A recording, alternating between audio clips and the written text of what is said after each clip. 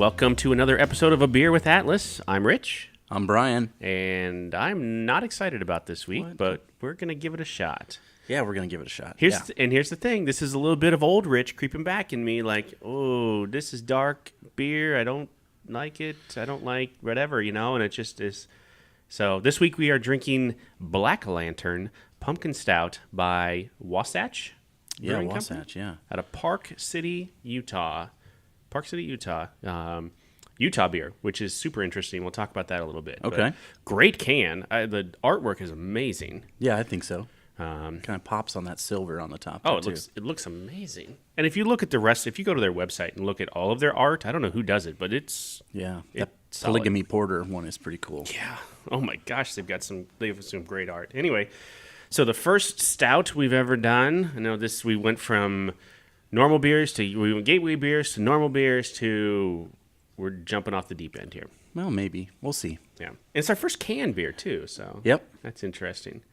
We'll there's nothing like the sound of that. Dolan just opened his over there too, so he's gonna go drink for drink with us. I think we're gonna need to get him some help. Maybe I don't know. Ooh. How do you pour stout? Is there a pouring technique to it that's different? Yeah, just like that. Just like that, and then you get like the head is important, just like as in a regular beer too, or yeah, for the most part. The main thing you want to do with the stout when you're doing it for the first time is you don't want to drink it too cold. That's what I've heard. So you want it around maybe 50 degrees or so. So usually what I'll do if I'm going to drink a stout, especially a good expensive bottle of stout, I'll put it out from the fridge for maybe like 10, 15 minutes before I'm going to drink it, just to warm it up, because some of those flavors really pop out, especially a barrel-aged one. You get all that whiskey and vanilla and all that stuff. So I have drank enough beers with Steve Seitner to know this. That's a tip you've absolutely learned. There was one that we had at Avery just a couple of weeks ago where I tried it right away. It was okay, and then we let it sit for probably 20 minutes. Completely different flavor. Yeah, for sure. So that's probably what I'm going to do here. I'm just going to hit it now, and then as we talk, I'll try it a couple more times and see if it changes. Here we go.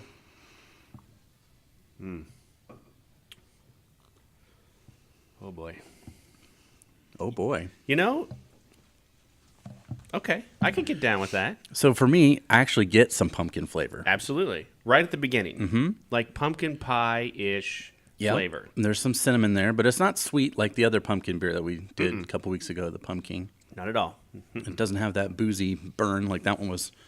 That was well over what we're drinking here, 6% or something, 6 or 5. 6.1? 6.5, you're right.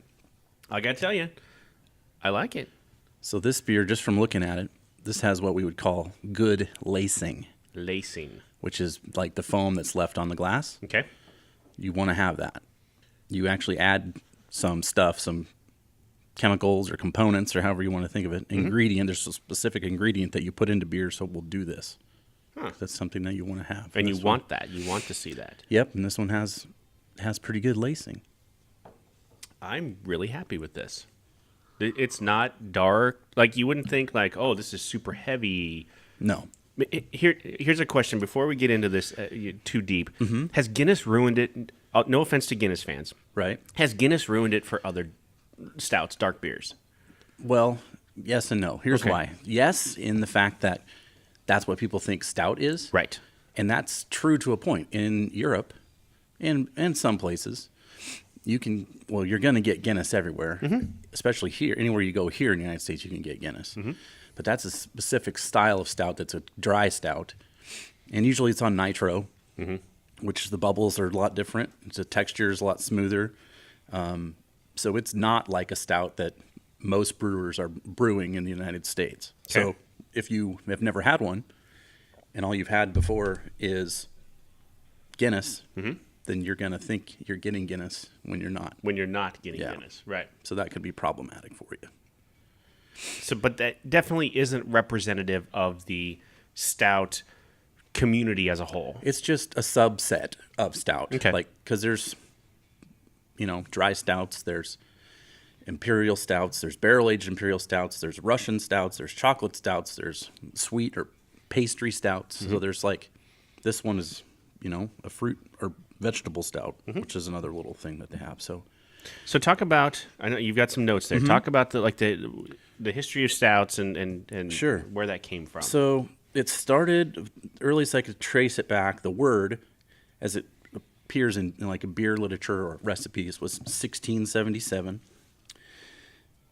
It was basically, they were brewing porters. That's the style that it was first attached to. Gotcha. And I think maybe about 1720, 1725, they started brewing them a little bit stronger. Okay. The alcohol was a little bit higher, and those higher alcohol ones were called stout porters, because the definition of the term stout is strong or bold. Sure. So it's going to be a little stronger than your normal porter, so that's the name that they attached to that style of beer. That would answer the question that just popped in my head. Like, what's the difference between a stout and a porter? Alcohol percentage, basically. Gotcha. And then Guinness happens, 1776 Oh. is when it starts. So we got our thing happening here. They're making Guinness. And they're just making beer over the there. whole world is different. Wow. That year. Wow. So Groundbreaking. that happens, and it's being exported and shipped all over Europe. Not unlike, the term like India Pale Ale. People always say that like they just threw a bunch of hops in the barrel to get it from here to there. Sure. That sort of beer spread is what happened with stout. There's like stories and rumors that Catherine the Great showed up in London like late 1700s and really liked stout, what they were calling it stout. Oh. And they started brewing it stronger because that was the kind that she liked.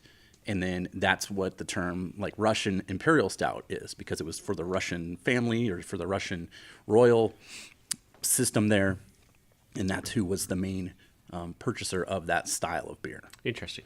So that name and that designation is a couple hundred years old. So Russian Imperial Stout would just be a higher alcohol content than a standard Yeah. stout? Okay. Yep. Okay. And then it's going to have usually, at least in nowadays, what we would call with that is it's going to always almost be in the barrel. Russian Imperial Stout is almost always barrel aged, it seems like. Aged, and it doesn't necessarily have to be like a bourbon barrel Nope. or whiskey barrel. Any Just kind some of barrel. sort of, Okay. alcohol barrel. Okay. And then, kind of like we've talked about before, the style just kind of died out. People stopped brewing it. Okay.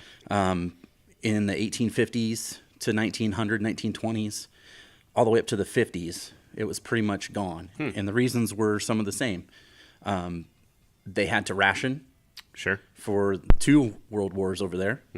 There was a taxation issue on some of the grain ingredients that brewers were using. So because it was popular, they were taxing it to make money, so people couldn't afford really to brew it. Yep. And then just taste changed over time as well. So because it is in general heavier style of drinking than like say a saison, which is also over there and popular and stuff. So it's just kind of a like we've said before, a style that was around and then it wasn't. So Guinness lived on, like Yes. that brand lived Yeah. on or whatever, but then just in general, that style kind of faded away. Yeah. So kind of like, they're the big player still today. I'm sure that was the case back then. So they were able to survive and maintain. Interesting. And then a lot of the little mom and pop shops were not making it anymore. Right. And then it doesn't really show up here in the craft brew world, United States, until basically like everything, the explosion of the 80s, early 80s. So they trace it to, there's a guy out of Washington, Yakima Brewing Company, allegedly made the first Russian Imperial Stout in the United States for a craft brewery 1983. Oh, geez. So then it's kind of gone from there. It's big business. Like this is the style of beer, besides IPAs, that brewers can really show off what they can do. And there's so many variations. And this is where you get flavor, these styles of beer. Right.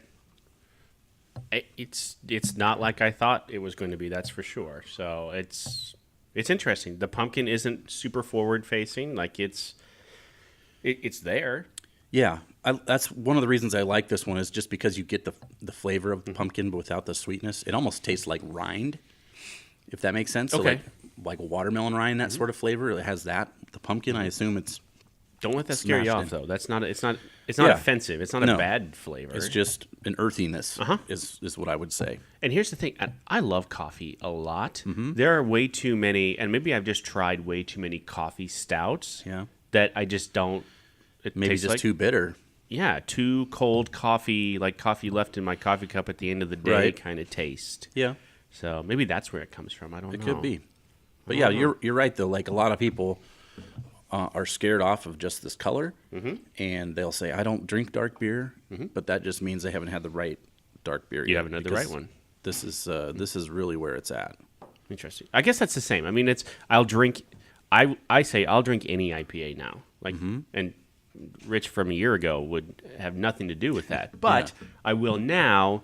And so I see where you're coming from here. Like there are stout fans that will drink any stout, that will try anything once. It doesn't mean every IPA I drink is good. Right. Right. I've had some doozies out there that taste like you're chewing on pine cones. Yeah. But I mean it's not an attractive flavor whatsoever.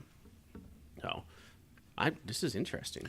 So this one to me, I mean, it says it's an imperial stout, and when I think of an imperial stout, I think of a lot like a thickness level that's a little bit different than this. Yep. So this one I would say is thin, It is thin. but that's where you're coming with that ABV. Now, if this was 9 or 10%, then Yep. it's definitely gonna be thicker in the glass. That's absolutely true. But then There's you're one I also- want to do closer to Christmas. If I can get a bottle of it, my brother needs to come through for me on this. I know he listens to these. Avery has that raspberry trufale, which okay. is a very high ABV, like a 14%er. Oh. But it tastes like Christmas raspberry candy.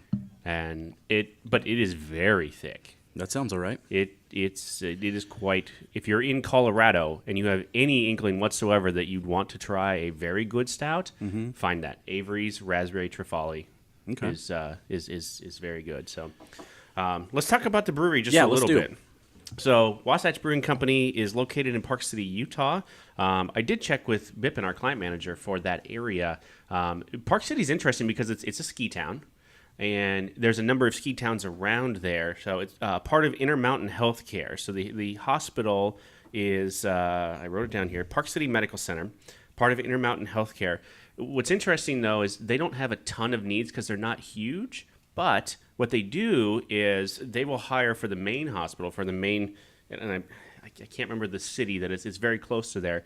And then nurses will float to any, especially like OR nurses, but they'll know ahead of time. Okay, so this week I'm going to Park City. Next week I'm going to whichever one is. There's 5 hospitals in that general area, in that ski town kind of area, that they could float to. But they'll know ahead of time. It's not Right. like, hey, good morning, you're going to Park City this morning Right. or whatever. That's just due to the scheduled type of work that they have going. Okay. Exactly. And so it's how they can utilize temporary staff or traveler staff, but for that whole group of hospitals there around Park City. So not too far from the hospital. I know Park City is not huge, so I wouldn't say it's walking distance. It's definitely like short Uber distance. Okay. From there. It was started in 1986, so super early. Yeah. It was the first craft brewery in Utah, which was interesting. Now, there were a lot of laws. I mean, if you're familiar with Utah at all, there's a lot of laws, and there were back then too, maybe even more, that said that he had to, this Greg, I'm going to butcher his name, Sheriff, SCHRIF. Greg, I'm sorry, I butchered your name here. I'm sure it's not the first time. Anyway, good beer. You guys do a great job. But he started in first brewery in Utah, got a lot of laws changed. So he moved from the East Coast to Utah and got a lot of those laws changed, and is brewing one heck of a beer here. So brewery is open Monday through Friday, 11 to 10, Saturday and Sunday, 10 to 10. They have a full food menu: pizza, burgers, wings, appetizers. It looks pretty amazing. Nice. They have the open table integrated right into their website. So if you're on their website and you want to book a table, apparently, I mean, if you need a reservation, they must have good food. You would think. Yeah. I've been to a lot of breweries in my time, and they all have really good food, and this looked pretty fantastic. Yeah, for sure. So, but yeah, you can make a reservation right on their website. If I ever make it out that way, I definitely will. What's interesting though is I grew up in Kansas, and so I was not exactly like Utah, but we had different beer laws there. So, and maybe this might have been part of my distaste for beer for so many years after my high school, college days up until just a few years ago. Our beer was 3.2%. Yeah. Right? That's it was a Kansas thing. You couldn't buy on Sundays. All beer was 3.2. So it tasted like water. It wasn't that great, right? Yeah. It had just a bad flavor. Like it just wasn't good. Utah is the exact same way. So any kind of liquor that comes into the state, or is served in restaurants or whatever, or I'm sorry, not served in restaurants, but sold at grocery stores or convenience stores is all 3.2. You have to go to a packaged liquor store or a place that serves beer in order to get something with a higher alcohol content. Okay. So that's a 6.5 on this. That's how they can do that. Okay. I think like Oklahoma is that way too. Is it? Yeah. Huh. And I still think to this day, Kansas is still a dry on Sundays, right? Yeah. I mean, you can't buy on And it's Sundays. still 3.2. That sucks. But that's like, beer recipes aren't meant for 3.2. You know what I mean? Like they're Right. going to have to change everything about that beer to sell it there. So it's Right. not the Bud Light or the, whatever you think you're drinking. It's not what you would get just to stay away. That So taste is way different. that's probably why you were just to take time to adjust to that, I suppose. That's exactly right. Longer than I would have maybe otherwise. So Yeah. You're right though. So I let this warm up a little bit, and there's a definite different flavor. Yeah. It's almost not as sweet. Not that it was really sweet in the first place. Right. It lost some of that sweetness, and I don't think that's bad. Yeah. Yeah, it's a pretty easy drinking beer. I would say it's a good entry level just because of the thinness. So it's not overpowering in the glass. You're not going to be thinking you're drinking a glass of mud or anything like that. Right. The pumpkin flavor is there. So if you're looking for that, you can find it here. Super interesting. Yeah, I was not looking forward to today, and I'm pleasantly surprised. Yeah, good. That's really the back of the can. I go back to the artwork on the can. The back of the can is fantastic. Like you can tell, they really care. They really care about what they're doing, and not that other breweries Right. don't. From the description of the beer on the back, so they don't just describe it like, "Hey, this is a pumpkin stout" or whatever. From the depths of our fermentation cellar, this beer started out as our brewer's favorite blend, mixing imperial stout with a pumpkin ale to create this terrifyingly delicious pumpkin stout. I always thought that would be a killer job to be like graphic designer or something, work for a brewery. That'd be so much fun. That would be a lot of fun. Yeah. Because they're always changing. Packaging shelf space is so limited. They've got to do everything they can to get your attention, right? So, like, they can't just put out junk. They have to really spend time and money on that sort of stuff. And that's one of the other things I really like about craft beer and basically the obsession of drinking as many different kinds as you can, is you get to see all these different things. Right. Appreciate them. I always tell people it's like adult baseball cards. It's like you got to so- see that one, and you'll remember that can wherever you're going, and 2 years from now that will probably look different. That's a good correlation, though. I mean, that's a really good explanation of that, too. That's what I feel like Untapped is my 3-ring binder of plastic sleeves with all my Sean Dunstan cards in it. Sean Dunstan. I pulled out the Sean-o-meter for you. That's right. God, that guy was awesome. He'd drop one 6 rows into the stands, though, if you at 110 miles an hour, too. He could uncork one. Yep. I can only imagine. Was that Grace? Was that Mark Grace on the playing first base? for him at Yep, the Mark time? Grace. Yeah, they had a good infield then. Could you imagine that coming at you? I don't. No. Baseball knowledge, too. I love it. There we are. Love it. You're, All not- right. you're probably not drinking this at Wrigley, though. No, this is not a baseball beer whatsoever. So this is this kind of day, cold, and stay inside. Kind Cold of day and gray, beer. which Yep. is perfect for this. This is why I love this time of year, because this is my Absolutely. go-to style beer. No, I love it. Awesome. All right, Brian. Well, thank you so much. Yeah, thanks, Rich. Like I said, I will try different ones now because of this, and I think Good. that's the point. So get out there and try something. Try something different. And if you try something different and you like it, send us a message. Yeah, for sure. We'd be happy to try it. And if you go like to most big package stores or grocery stores, you can get a mixed 6-pack.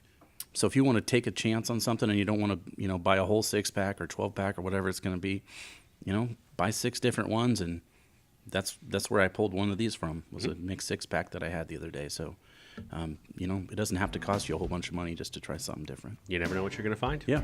All right. We'll see you next week.